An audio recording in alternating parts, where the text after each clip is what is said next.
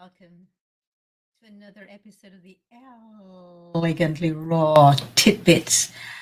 What are these tidbits exactly? Well, today they come in the form of questions. It's very important to question ourselves. Why? Because, and you've heard, those of you who've been following me for a while know that I say this a lot because I really see, working with myself and my clients, that this is so true. Most of our thoughts are not our own. We have very few original thoughts. Most of our thoughts are not original. So, how can I say this? And why do I say this? Well, why don't you test yourself? See for yourself. If I hold this up, what's the first thought that comes to you? What's the first thought when you see this? Is that your own unique original thought? Or is that a thought that you find yourself thinking a lot? And where did you get that thought from? What was the first time you actually held that thought? Did you just copy it because you saw it in a film, a movie, heard it in a song? It's something that your family, somebody in your family or your friends, or if you went to an orphanage that they heard them saying a lot. When you look at this, what's the first thing you say or you think? When you see this, what's the first thought? I mean, the very first thought.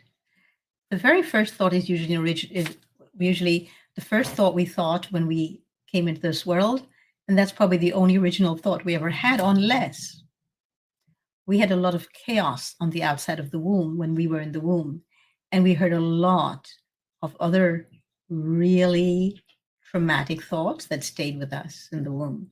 So it's really important the words we use around pregnancy. Very, very important. So I'm asking you to look at your thoughts, clean them up before you even go that route. When you see this, do you just say mango, or do you say, oh, sugar? Or do you say electrical energy, high electrical energy? Or do you say, oh, healing? Or do you say smoothie? So the thoughts that we think, every thought that we have, every thought that we think, look at all these thoughts that lead to us having eating disorders. Some of us think we're underweight. Some of us think about food all the time. Some of us have a distorted body image. Some of us are eating habits constantly. We play those down or we play those up because we constantly congratulating ourselves that we eat a certain way. But is that thought yours really? Some of us feel that we're too skinny. Some feel that we only wear size 0. I never forgot the first time when I was ordering something online, a piece of clothing, and it said size 0. And I thought, size 0? But 0 is not a size. How did we get there? Why do we adapt to these things? Why do we adapt these thoughts? Think about it before you start using them and what damage it could do to you, or how can it elevate your life.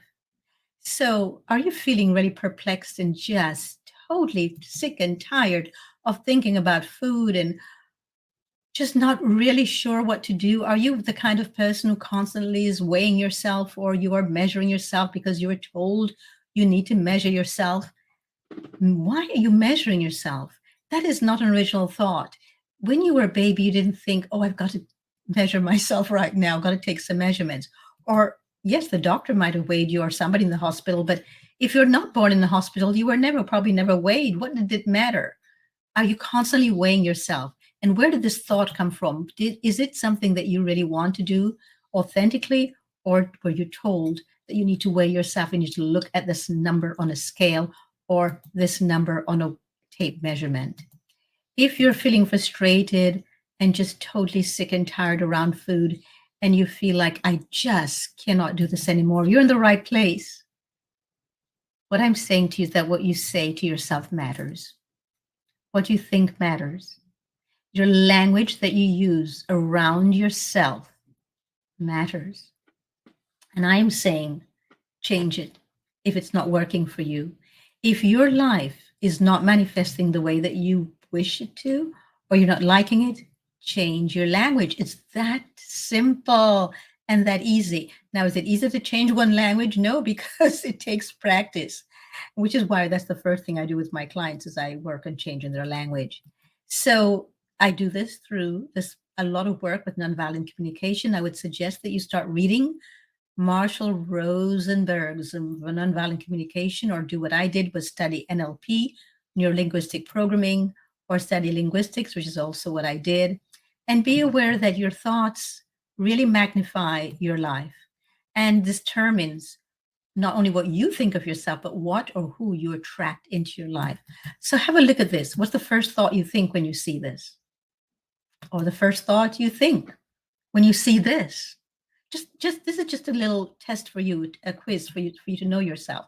The first thought when you see this, or this, or this. What's the first thought you think when you see that?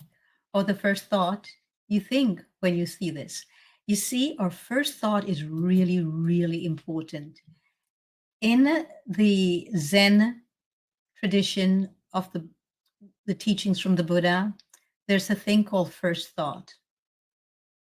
And it's really important to understand what that is, because that determines so much. The first thought we get every morning when we wake up is very important. What you say to yourself first thing in the morning describes exactly what your experiences of the day will be and how you'll respond to them.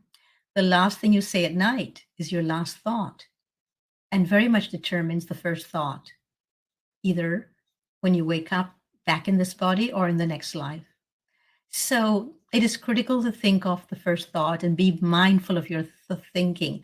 I'd like you to do an excavation of your thoughts. Repeat this over and over, the exercise I just did with just popping up different photographs in front of your head and seeing the first thought that arises, or just, things like this. When I did this, what's the first thought that comes to your head? What's the first thought that comes to your mind? And does it have any kind of pathway to the heart? Does it reflect what you'd like your heart to be reflecting? When you see this, what was the first thought you thought? Do you think, no, too fattening? Because you have no idea what is in this. So it's really important to realize that our thoughts are just that. They're just thoughts. And then we make them into massive belief systems, and then we get very, very attached to them. And it's in the attachment where our misery lies. So detach yourself from your thoughts. Monitor your thoughts. Really question every thought that comes up and ask, is this an authentic thought? Is this really my thought? Or did I just simply use somebody else's thought to direct my own life?